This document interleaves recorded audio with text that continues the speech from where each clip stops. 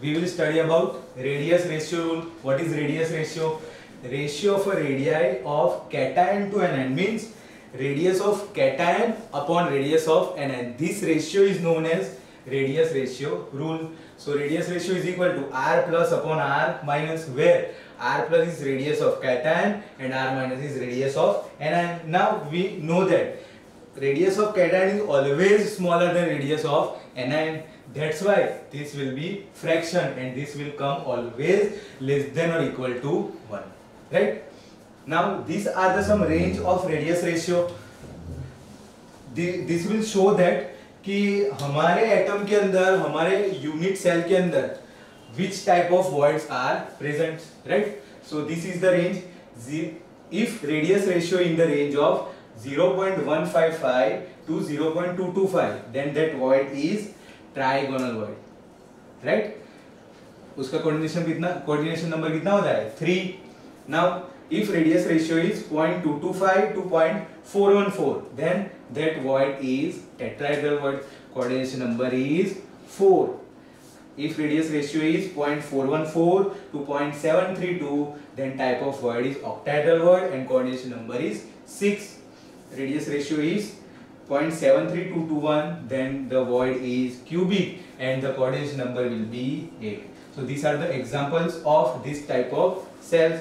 Now anion contraction is present if radius ratio value is ideal or we can say minimum. मतलब जहां पर भी radius ratio की value minimum आती है, at that time anion contraction present है. मतलब कोई क्यूब है, उसके अंदर ऐसे एटम प्रेजेंट होते हैं. सो इन दोनों के बीच में इंटरेक्शन कब प्रेजेंट होगा? जब रेडियस रेशियो मिनिमम होगा. जब रेडियस रेशियो मिनिमम होगा, राइट? सो ये आइडियल केस में पॉसिबल है, इन जनरल ये पॉसिबल नहीं है एक्चुअल में. दिस इज अ क्वेश्चन के रेडियस रेशियो कैसे पूछ सकते हैं. The ionic radius of CS is 169 picometre and bromine is 195 picometre. What type of unit cell is expected?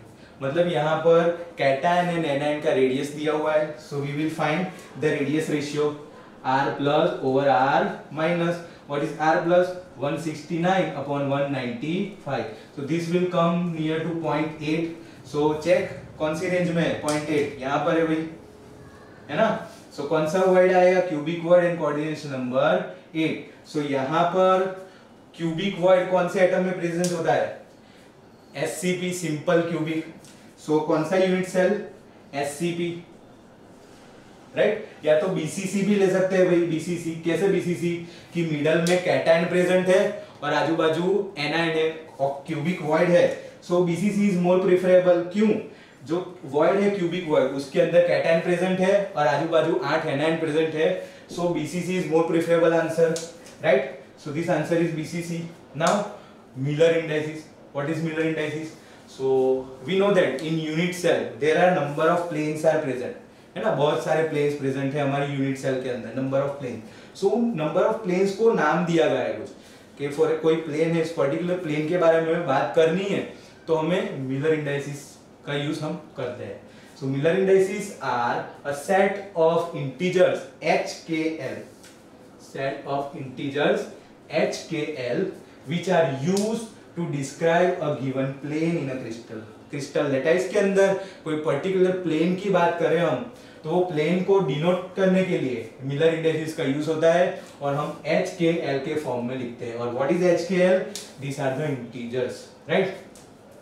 The Miller indices of a face of a crystal are inversely proportional to the intercept of the face on the various axis. मतलब अब कोई plane है, वो axis XYZ axis को कहीं ना कहीं पर इंटरसेक्ट तो करता होगा भाई, है ना?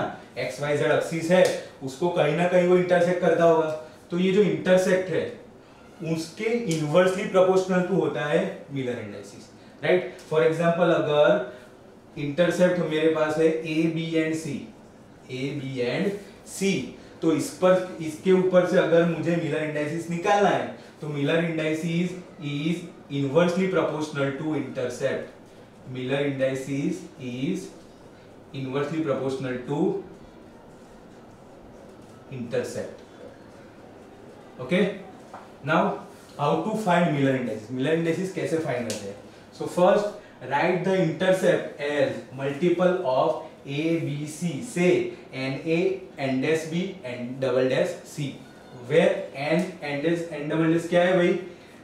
इंटरसेप्ट के कोएफिशिएंट है, राइट, इनके इंटीजर्स है, n dash n double dash and n. Now second take reciprocal of n dash and n double dash. कोई भी इंटरसेप्ट को पहले ऐसे फॉर्म में लिखना है, first point. Second this intercepts को रेसिप्रोकल लेना है, इन सबका रेसिप्रोकल इनवर्स लेना है. Third point clear the fraction to get h k l number. उसका फ्रैक्शन अगर निकालोगे आप तो जो इंटीजर्स नंबर आएंगे that will be h k and l. Miller indices of the plane r h k l. तो मिलर इंडाइसिस को इस फॉर्म में लिखा जाता है, ब्रैकेट करके h k l. Important points भाई यहाँ ध्यान रखना, काफी इंपॉर्टेंट पॉइंट्स है, यहाँ से क्वेश्चन आने के चांसेस है, ठीक है. In cube intercepts are present but Miller indices not. Cube के अंदर आप इंटरसेप्ट दिखा सकते हो लेकिन मिलर इंडाइसिस नहीं, मतलब उसके अंदर प्रेजेंट होता है. मिलर इंडाइसिस क्या है? उसका नोटेशन है, लेकिन एक्चुअली क्यूब के अंदर क्या प्रेजेंट होता है? इंटरसेप्ट प्रेजेंट होता है. वीस indices can't be zero but Miller can. What is वीस इंडाइसिस भाई? अब ये कौन सा वर्ड आएगा? वीस इंडाइसिस. वीस indices is also intercept. Intercept को वीस इंडाइसिस भी कहते हैं, ठीक है. सो वीस इंडाइसिस कांट बी जीरो. कोई इंटरसेप्ट कभी जीरो नहीं होता, but Miller indices can B zero. Miller indices can't be infinity but Weiss indices can. मतलब अब ये दोनों क्या है कि कोई प्लेन है जो कोई एक्सिस को पैरेलल में है, सो उसका इंटरसेप्ट क्या होगा? इंफिनिटी होगा. कोई एक प्लेन है, ये वाला प्लेन, राइट. सो वो कोई एक्सिस को इंटरसेप्ट कर ही नहीं रहा है, तो वो उसका इंटरसेप्ट क्या लेंगे हम? इंफिनिटी लेंगे, ठीक है. क्या लेंगे? इंफिनिटी. और उसका मिलर इंडाइसिस क्या होगा? जीरो होगा, ठीक है. क्वेश्चन करेंगे उसमें आ जाएगा ये. Now Weiss indices can be fraction but Miller indices can't. देखो हमने यहां पर ही लिखा है कि clear the fraction to get whole number. मतलब मिलर इंडाइसिस कभी भी फ्रैक्शन नहीं हो सकता, but Weiss indices can be fraction. Now next is X ray crystallography, right. X ray crystallography. What is X ray crystallography? The study of crystal structure with the help of X-ray is called X-ray crystallography. मतलब क्या है भाई? X-ray study of a crystal. Crystal की study करनी है हमें with the help of X-ray, right? A crystal lattice is considered to be made up of a regular layers or planes of atom at equal distance apart. मतलब हम कोई crystal को, कोई crystal है भाई क्यूबिक है, उसका यूनिट सेल क्यूबिक है, ठीक है. सो इसकी स्टडी हमें करनी है by use of X ray crystallography. तो उसमें क्या कंसीडर किया जाता है भाई कि उसके अंदर बहुत सारे पैरेलल प्लेन्स होते हैं. क्या होता है भाई? पैरेलल प्लेन्स, बहुत सारे number of parallel planes. So उसका यूज यहाँ होता है. The wavelength of X-ray is comparable to the interatomic distance. That's why x ray का यूज होता है. जो वेवलेंथ होती है, हम सोचेंगे कि एक्सरे क्यों यूज होता है, तो जो एक्सरे की वेवलेंथ होती है वो इंटर एटॉमिक डिस्टेंस से कंपेरेबल होती है. सो इजीली हम स्टडी कर पा रहे हैं. दैट्स व्हाई एक्सरे का यूज होता है to study crystal. That's why उसे कहते हैं एक्सरे क्रिस्टलोग्राफी. क्या कहते हैं भाई? X ray crystallography. Now by the use of this Bragg work out on a mathematical relation to determine interatomic distance from X-ray diffraction pattern. कौन आया भाई? Bragg आया. Bragg. So now we talk about Bragg's equation. Suppose ये दो plane है crystal के अंदर, right. एक रे गई और दूसरी रे उसके पैरेलल से गई. एक्सरे है भाई, एक्सरे क्या है ये? एक्सरे. सो पहली रे एक्सरे की गई और दूसरी भी गई. Now consider it theta. What is theta? Theta is glancing angle. Theta is glancing angle, right? फिर what is Bragg's equation? अब देखो ये इक्वेशन का डिराइवेशन करने की कुछ जरूरत नहीं है, एकदम सिंपल सा इक्वेशन है, सीधा याद रखना है. n lambda is equal to 2d sin theta, n lambda is equal to 2d sin theta. अब ये कैसे आया भाई? देखो ब्रैग्स ने कुछ स्टडी किया क्रिस्टलोग्राफी का और उसने बोला कि व्हेनेवर द सेकंड रे, दो रे पास किया फर्स्ट एंड सेकंड में, तो सेकंड रे दूसरे प्लेन में से पास हुआ, तो ये जो एक्स्ट्रा डिस्टेंस ट्रैवल किया ना उसने सेकंड रे ने, एक्स्ट्रा डिस्टेंस ये वाला दिस वन, वो ऑलवेज वेवलेंथ के मल्टीपल इंटीजर में होता है, वेवलेंथ के मल्टीपल इंटीजर के मल्टीपल में होता है, n lambda, right. So this is given by Bragg's and this is a Bragg's equation. Question आने के चांसेस फुल है भाई यहाँ से, ठीक है। So n lambda is equal to 2d sin theta, this is a Bragg's equation. Now what is d? d क्या है भाई? Interplanar distance. What is d? Interplanar distance. Interplanar distance मतलब distance between two successive planes, distance between two successive plane, that is called d।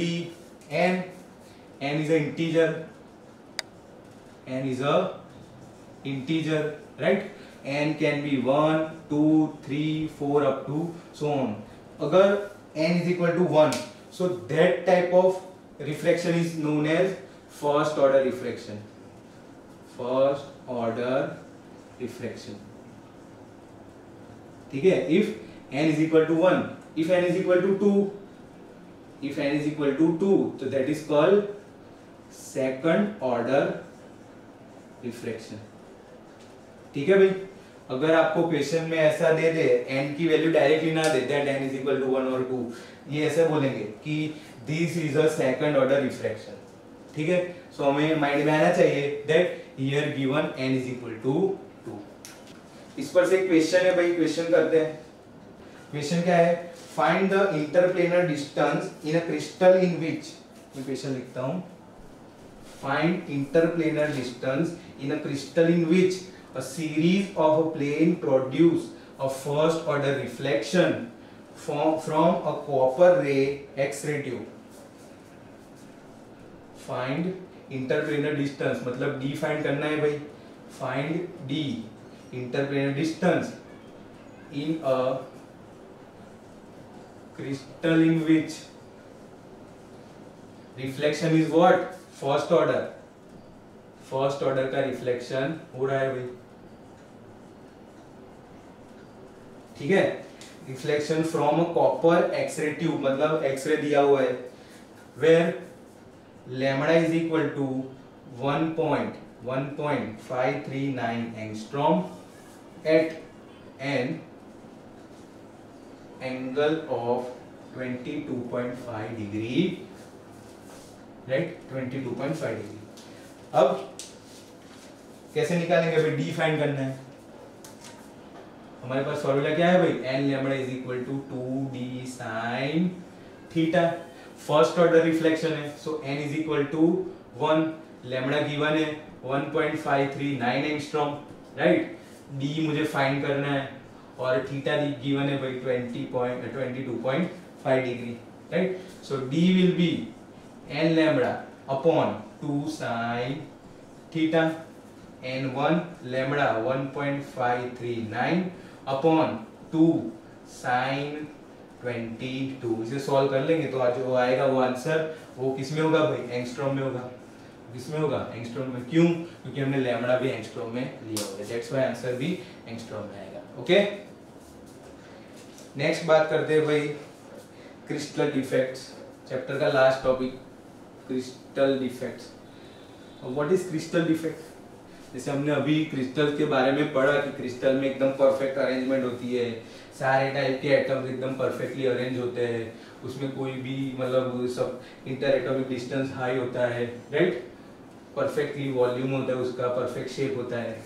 लेकिन sometimes कभी कभी preparation करते समय उसके अंदर कुछ ना कुछ इम्प्योरिटी आ जाती है और ये इम्प्योरिटी की वजह से उसमें डिफेक्ट आती है। तो कौन से टाइप की डिफेक्ट आ सकती है वो देखते हैं हम, राइट, क्रिस्टल डिफेक्ट्स। सो उसमें आता है point defect. Point defect, what is point defect? If the deviation occur deviation occur because of missing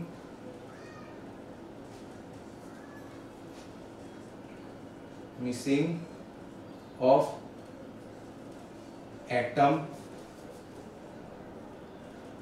displaced atom or extra atom. The imperfection is known as point defect. Imperfection is known as point defect. ठीक है भाई, known as point defect. मतलब कोई बाहर से atom आ गया, अंदर से कोई एटम मिसिंग है या फिर उसमें कुछ इम्प्योरिटी आ गई, so that type of defect is known as point defect. उसमें भी अलग अलग टाइप है भाई. A vacancy defect. Vacancy defect अब उसके नाम में ही है भाई वैकेंसी डिफेक्ट, मतलब उसमें वैकेंसी प्रोड्यूस हो रही है, राइट. कोई ना कोई एटम या फिर मॉलिक्यूल उसमें से गायब है. That type of defect is known as vacancy defect. अब वैकेंसी डिफेक्ट में एक टर्म आती है भाई स्कॉटकी डिफेक्ट. क्या आता है भाई? Schottky defect. सो ये याद रखना जरूरी है, व्हाट इज स्कॉटकी डिफेक्ट. अब स्कॉटकी डिफेक्ट क्या होता है? In some of the ionic compounds. Vacancy defect तो है ही, लेकिन कैसी vacancy? Pair of cation and anion is lost. Pair of cation and मतलब एक कैटायन एक एनायन साथ में निकल जाते हैं, दोनों की वैकेंसी प्रोड्यूस होती है. That type of defect is known as Schottky defect, right? Pair of cation and anion is lost. ठीक है? So that type of defect is known as Schottky defect. B. Interstitial defect. Interstitial defect. So इस type में क्या होता है भाई? An ion leaves its regular site to occupy a position in the space between the lattice site. मतलब क्या होता है कि जो हमारा लैटाइस है उसमें उसका ही एटम अपनी खुद की रेगुलर साइड से निकलकर दूसरी कोई साइड पर चला जाता है, राइट. फॉर एग्जांपल ये लैटाइस है, ये सारे एटम्स हैं, राइट. सो यहाँ से कोई एटम निकलकर यहाँ कहीं पर इंटरस्टिशियल पोजीशन पर बैठ जाता है. उसको उसका दोस्त मिल गया होगा, कुछ भी हो गया होगा, सो वहां जाके वो बैठ गया. So that type of defect is known as interstitial defect, right. यहाँ पर भी एक टर्म आती है भाई Frenkel defect. Frenkel defect. So interstitial defect का ही दूसरा नाम है फ्रैंकल डिफेक्ट. ठीक है. सो इंटरस्टिशियल डिफेक्ट बोले या फिर फ्रैंकल डिफेक्ट बोले, दोनों सेम बात है. नेक्स्ट पे आता है metal excess defect. What is metal excess defect? उसके नाम में ही मेटल का एक्सेस हो जाता है. मतलब it has been observed that if a crystal of NaCl is heated in a sodium vapour it acquires yellow colour, right. When sodium NaCl sodium chloride is heated,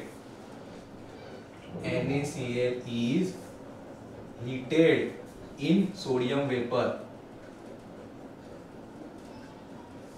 तो वो कैसा बन जाता है भाई? येलो बन जाता है, उसका येलो कलर हो जाता है.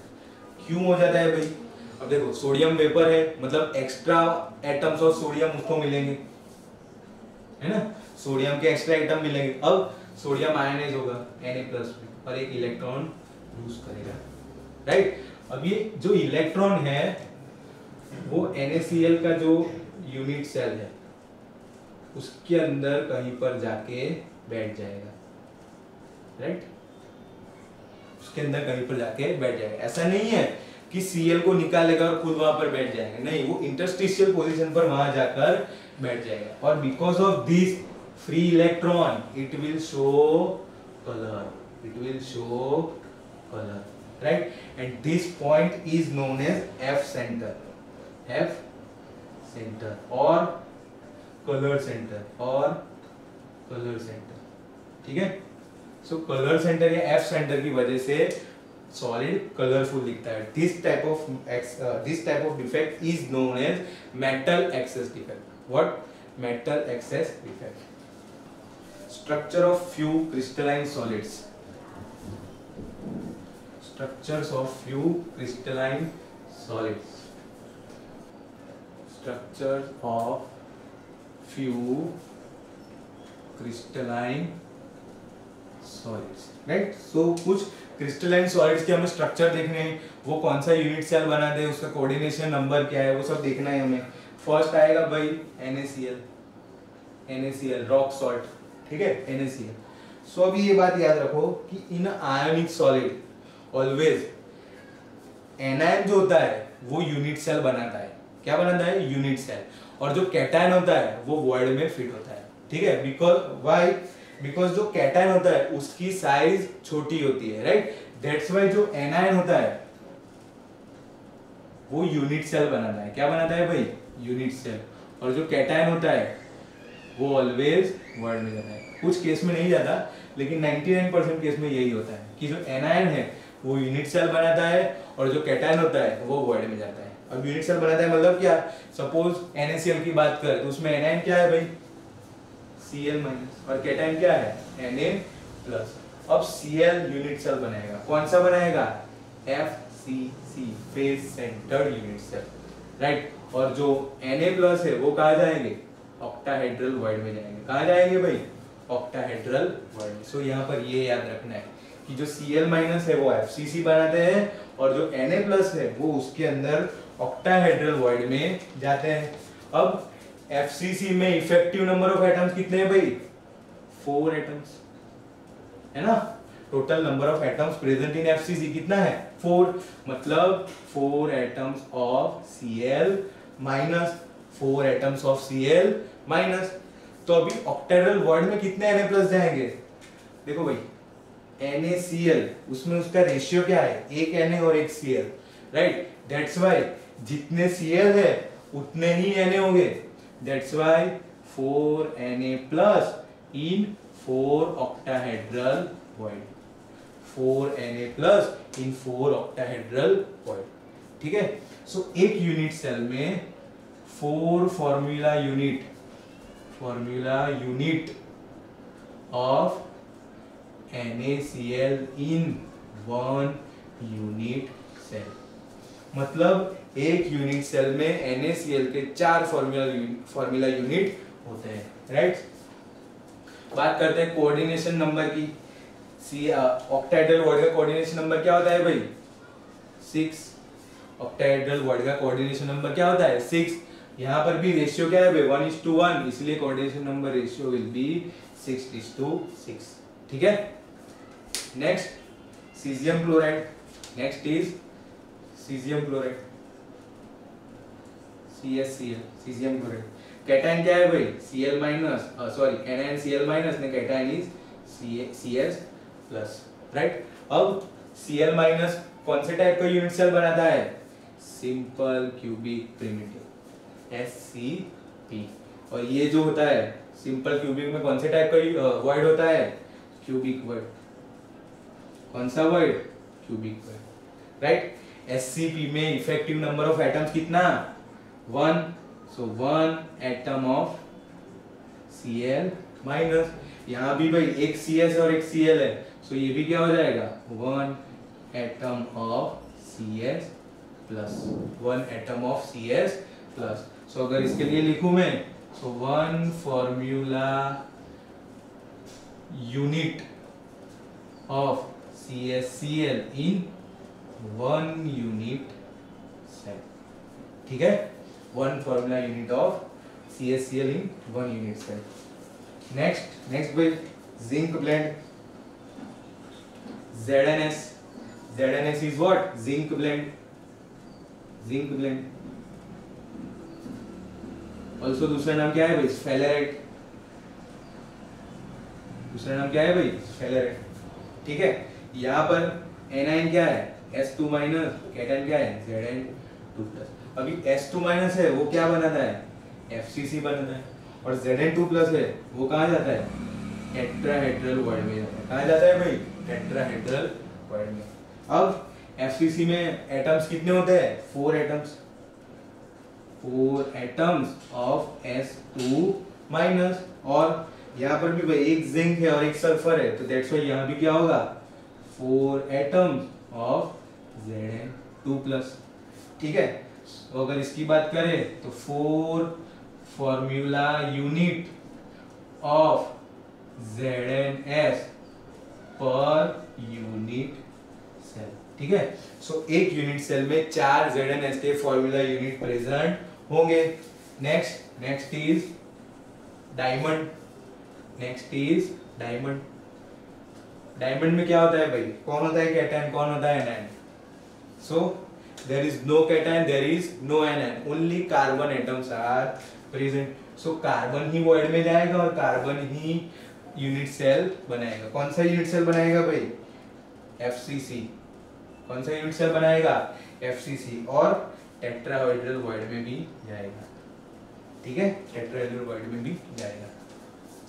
FCC में कितने एटम्स, 4 एटम्स ऑफ कार्बन, और फिर से यहाँ पर 4 टेट्राहेड्रल वॉइड, ठीक है। सो एक यूनिट सेल में 8 एटम्स ऑफ कार्बन। क्यों 8 लिखा भाई, दोनों कार्बन है, यहाँ पर अलग अलग था, एक कैटायन था एक एनायन था, दिस उसकी वजह से मैंने 1 लिखा था और 4 लिखा था। यहाँ पर 4 एटम, तो दैट्स व्हाई 4। लेकिन यहाँ पर क्या है, दोनों कार्बन है, so that's why 8 atoms of carbon per unit cell, right. So this is the solid state we have done. Last topic था, so I hope you enjoyed it, right? Thank you very much for watching. Keep learning.